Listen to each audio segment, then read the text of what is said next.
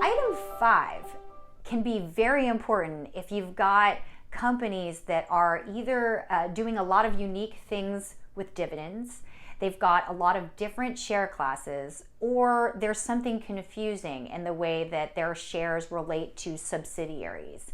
So for large cap names, this section can be very relevant.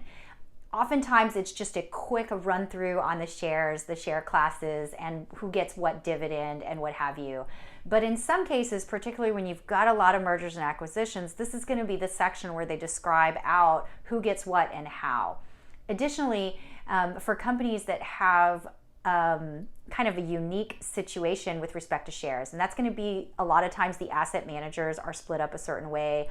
Some of the larger financial companies also have fairly long sections here. A lot of times to get to the bottom of what you're owned as a common shareholder. In other words, you bought this on the open market. This is the section you're going to want to look at. Now, additionally, there are a few companies, and particularly in media, this is common, where there's a Class A share and a Class B share, and you're probably sitting there trying to figure out which one do I want. This is going to be the section that really describes who has voting rights, who does not, what's due to them on a dividend section. So read it, make sure you understand it. If you have questions, that can always be very specific to the company. It's rarely, share class ownership, dividends and stuff, it's really something that the board has thought about on who should get what access to what capital, that sort of thing.